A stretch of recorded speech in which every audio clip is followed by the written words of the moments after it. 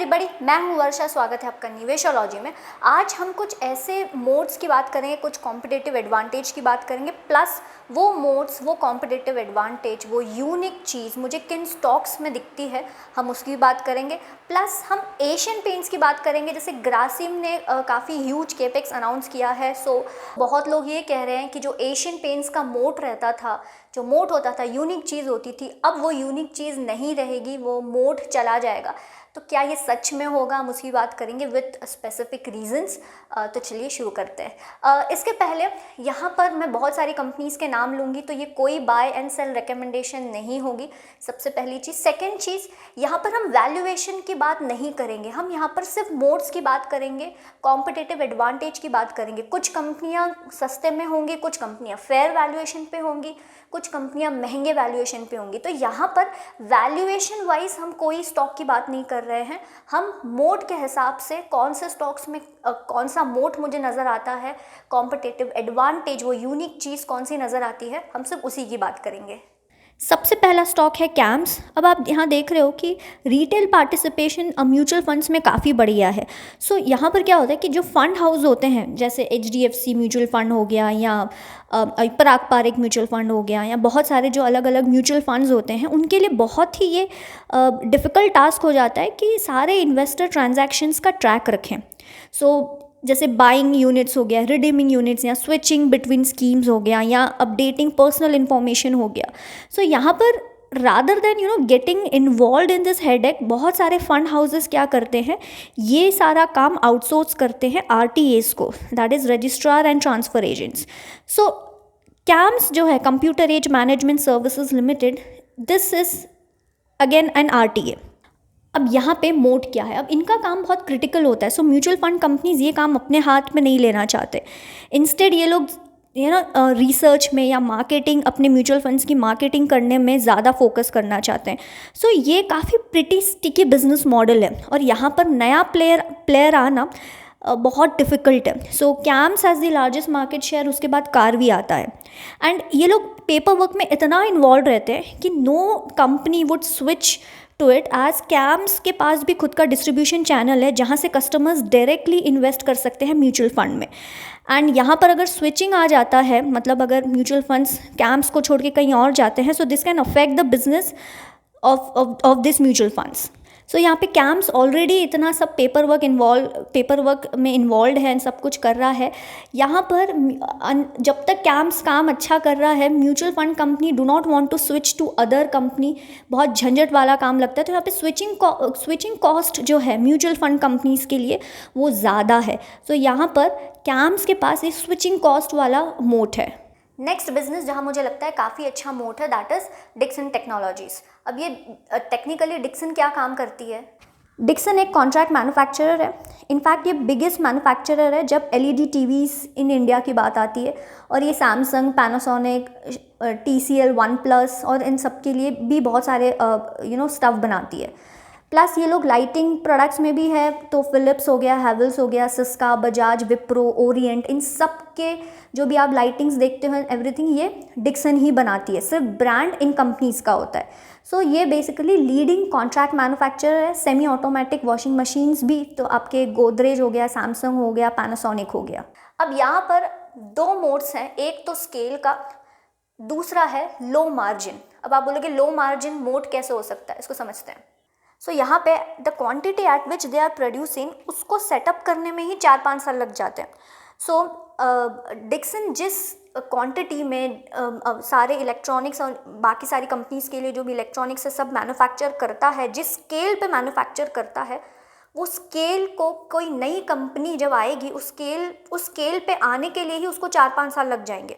So scale itself is a mode. So एक तो यहाँ पे मार्जिन इतने लुक्रेटिव है ही नहीं, इतने अच्छे है ही नहीं कि आप एंटर होना चाहो। एंड सेकंड, इतना बड़ा स्केल इस्टेब्लिश करने में दिक्कत जाती है।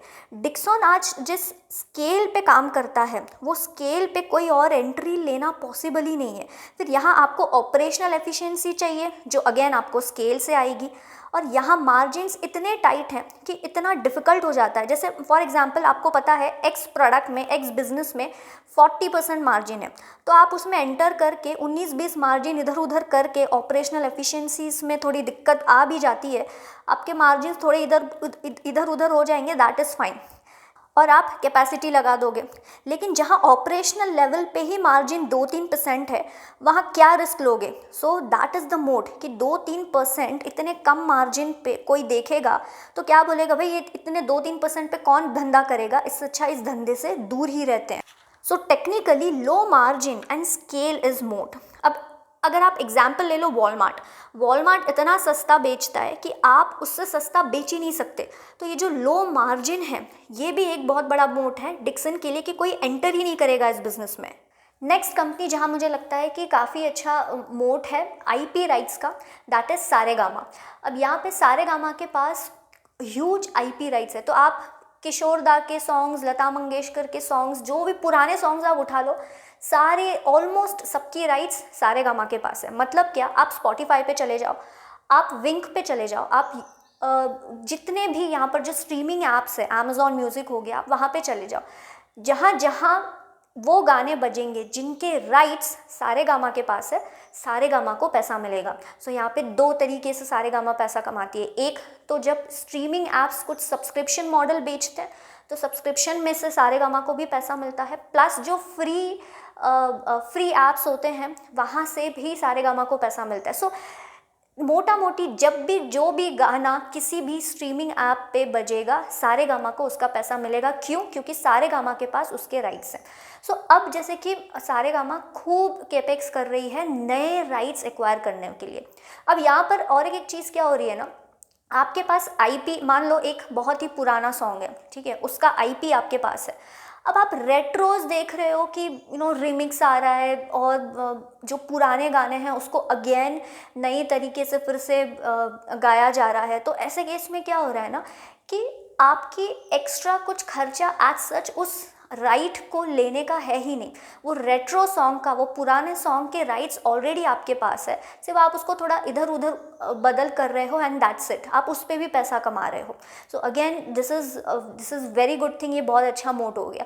प्लस नए नए जैसे गंगूबाई मूवी जो आई थी, मैदान मूवी, एंड बहुत सारे नए राइट्स भी सारेगामा एक्वायर कर रही है। एंड रिसेंटली इन्होंने तेलुगु मूवी का एक म्यूज़िक एल्बम अगेन इन्होंने एक्वायर किया है, जिसमें इनको ऑलमोस्ट 1500 सॉन्ग्स के आईपी राइट्स मिले हैं। That is again huge. तो इनका आईपी राइट्स जो है वो जो बढ़ता ही जा रहा है। सो टी सीरीज़ के हिसाब से इनके पास काफ़ी ज़्यादा सॉन्ग्स की आईपी राइट्स है। अब बस देखना ये है, जिस तरह से टी सीरीज़ नए सॉन्ग्स को एक्वायर करते जा रहा है, सारेगामा भी अभी काफ़ी ज़्यादा एग्रेसिव हो रहा है when it comes to acquiring new IP rights. और यहाँ पर सारेगामा के एक और चीज़ अच्छी है कि लोग रीजनल इसमें बहुत है। मतलब आप साउथ इंडिया चले जाओ, वहाँ पर सारेगामा इज़ द किंग।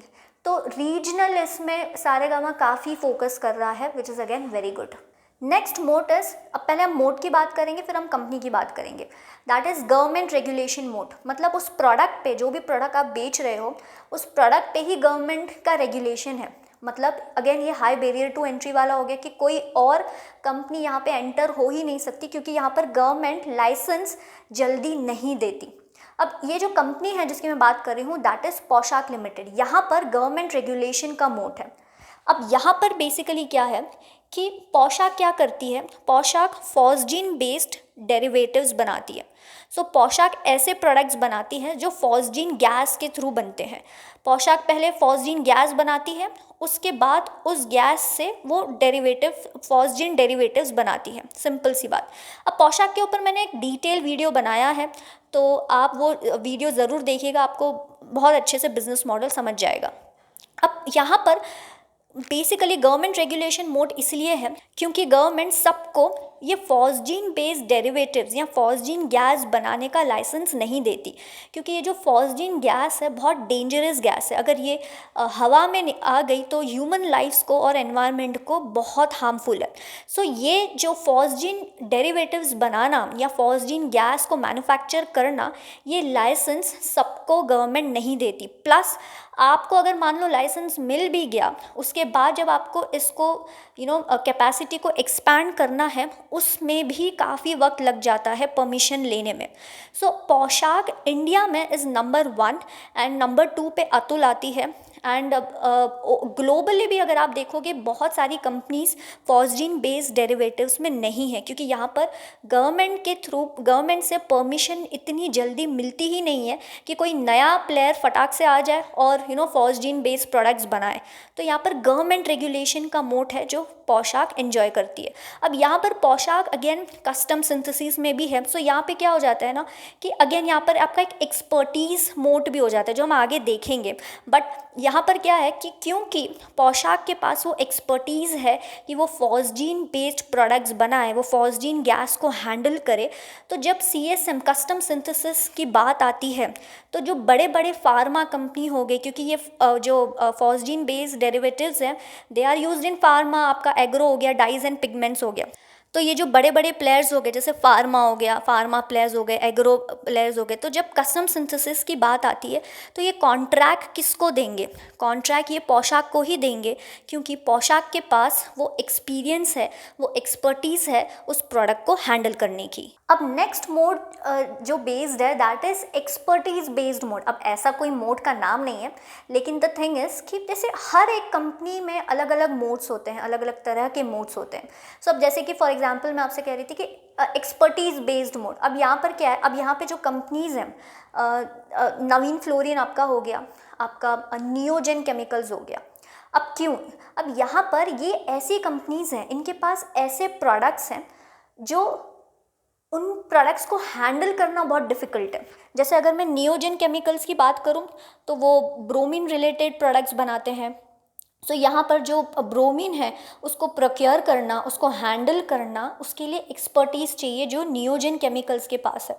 सो यहाँ पर अगेन जब कॉन्ट्रैक्ट मैन्युफैक्चरिंग की या CDMO की बात आती है या कस्टम सिंथेसिस की बात आती है, तो जो भी इनके क्लाइंट्स होंगे या जो भी कंपनीज़ होंगी वो क्या बोलेंगी कि ब्रोमीन रिलेटेड प्रोडक्ट चाहिए तो चलो आप नियोजन केमिकल्स के पास ही जाएंगे, क्योंकि नियोजन केमिकल्स के पास वो एक्सपर्टीज़ है ब्रोमीन प्रोडक्ट को हैंडल करने की, उनके पास वो एक्सपीरियंस है ब्रोमीन रिलेटेड प्रोडक्ट्स बनाने की या bromine related derivatives, bromine derivatives बनाने की, राइट। सो ऐसे केस में जब बात CDMO की आएगी, जब बात कस्टम सिंथेसिस की आएगी कि कंपनीज़ को ब्रोमीन रिलेटेड डेरिवेटिव्स चाहिए जो सिर्फ उनके लिए बनाया जाए, जो उनके लिए कस्टमाइज़ किए जाए, सो ऐसे केस में they will all go to Neogen chemicals. So Neogen chemicals is one such company जहाँ ब्रोमीन रिलेटेड ये एक्सपर्टीज़ है उनके पास।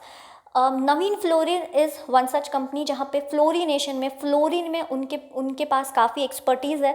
हालांकि लक्ष्मी ऑर्गेनिक्स भी फ्लोरिनेशन में आ रहा है and fluorine as a industry ही काफ़ी अच्छा ग्रो कर रही है। सो यहाँ पे वो एक्सपर्टीज़ बिल्डअप करना for a new company is very difficult. अब बात करते हैं एशियन पेंट्स की। क्या ग्रासिम, जैसे ग्रासिम ऑलमोस्ट 10,000 करोड़ का केपेक्स कर रहा है पेंट्स में, तो क्या ये एशियन पेंट्स को अफेक्ट करेगा? बहुत सारे एनालिस्ट, बहुत सारे लोग कह रहे हैं कि एशियन पेंट्स का मोड अब नहीं रहेगा। मुझे ऐसा नहीं लगता, क्योंकि एशियन पेंट्स ने अपने अराउंड ऐसा स्ट्रॉन्ग मोड क्रिएट करके रखा है कि at least for the forcible future इसको अफेक्ट करना बहुत मुश्किल हो सकता है। या अब हम देखते हैं क्या एशियन पेंट्स के ऐसे मोड्स हैं या क्या एशियन पेंट्स की स्ट्रेंथ है जिसकी वजह से ग्रासिम को बहुत दिक्कत जाएगी एशियन पेंट्स को कम्पीट करने के लिए। अब यहाँ पे बिगेस्ट मोड क्या है एशियन पेंट्स का? अब जैसे एशियन पेंट्स डीलर के थ्रू बेचता है विदाउट एनी इंटरमीडियरीज, तो यहाँ पर क्या है कि डीलर के पास ना इतना ज़्यादा मार्जिन नहीं रहता है, सिंगल डिजिट मार्जिन होगा। सो एंड डीलर को अगर रिटर्न चाहिए तो उसे चाहिए कि उसका पेंट का डब्बा जल्दी बिके, शेल्फ में पड़ा ना रहे। एशियन पेंट्स में भी डीलर की इन्वेंट्री टर्न फास्ट होनी चाहिए, डीलर का पैसा वर्किंग कैपिटल में नहीं फंसना चाहिए। एशियन पेंट्स में इन्वेंट्री टर्न फास्ट होती है। अब जब ग्रासिम आएगा तो वो होलसेलर या डिस्ट्रीब्यूटर को लेके आएगा, तो यहाँ पर उनको मार्जिन्स देने पड़ेंगे। अब मान लो ये हो भी जाता है, वो मार्जिन्स में थोड़ा बहुत एडजस्ट कर भी ले, लेकिन एशियन पेंट्स का सबसे और एक अच्छा मोड ये है डिमांड फोरकास्टिंग का। उसको टक्कर देना ये अपने आप में ही खेल है। एशियन पेंट्स के पास ऐसा डेटा है कि कब किसको कौन सा पेंट चाहिए होगा। एक दिन में ये लोग ऑलमोस्ट 4 टाइम्स ये लोग पेंट भेज सकते हैं रिटेलर को। एशियन पेंट्स के पास ऐसा डेटा है कि उसको पता है उसका कौन सा प्रोडक्ट कहाँ सेल होगा। अब क्या ग्रासिम प्राइसिंग प्रेशर ले आएगा मार्केट में? जैसे यहाँ प्राइसिंग इंपॉर्टेंट नहीं है इस इंडस्ट्री में, बट इन्वेंट्री टर्न्स जिसकी हमने बात की थी वो इम्पॉर्टेंट है। कस्टमर पेंटर के रिकमेंडेशन पे पेंट लेता है जो डीलर के पास रेडिली अवेलेबल हो, एंड डीलर क्या रखेगा? जो ज़्यादा बिकता है, जिसके इन्वेंट्री टर्न्स हाई हो। ऐसे केस में उसकी शेल्फ में वो पेंट नहीं रखेगा जो शेल्फ से हटे ही ना, वो उसकी शेल्फ में वही पेंट रखेगा जो ज़्यादा बिकता हो, क्योंकि यहाँ पर वर्किंग कैपिटल में पैसा फंसना नहीं चाहिए। ग्रासिम को बहुत टाइम लगेगा ये सब चीज़ों में, और तब तक एशियन पेंट्स ऐसे ही तो नहीं बैठा रहेगा। इसका मोट, एशियन पेंट्स का मोट और डीप होता जाएगा, अनलेस मैनेजमेंट कोई गड़बड़ कर रहा है, विच इज़ हाईली इम्पॉसिबल, क्योंकि आज जो एशियन पेंट्स है वो मैनेजमेंट के वजह से ही है। मैनेजमेंट कोई गड़बड़ करेगी ऐसा लग तो नहीं रहा। ऑफकोर्स फ्यूचर में क्या होगा we never know, but considering the mode that Asian Paints has, मुझे नहीं लगता कि ग्रासिम एकदम से आके एशियन पेंट्स को पूरा ख़त्म कर देगा। That is not possible. And Asian paints अब सिर्फ पेंट एज अ प्रोडक्ट नहीं बेच रहा है, बहुत सारी सर्विसेज में भी एशियन पेंट्स आ गया है। मुझे नहीं लगता कि ग्रासिम एकदम से बहुत ज़्यादा अफेक्ट कर पाएगा एशियन पेंट्स को। आज हमने कुछ मोड्स पढ़े, कॉम्पिटिटिव एडवांटेज पढ़े, एंड उन मोड्स से रिलेटेड कौन सी कंपनीज़ हैं लिस्टेड स्पेस में, हमने उनकी भी बात की। उम्मीद करती हूँ आपको ये वीडियो अच्छा लगा होगा। अगर हाँ तो प्लीज़ इस चैनल को सब्सक्राइब कीजिएगा, वीडियो को लाइक और शेयर ज़रूर कीजिएगा। हम मिलेंगे नेक्स्ट वीडियो में, तब तक के लिए अपना ख्याल रखिए। जय हिंद एंड नमस्ते।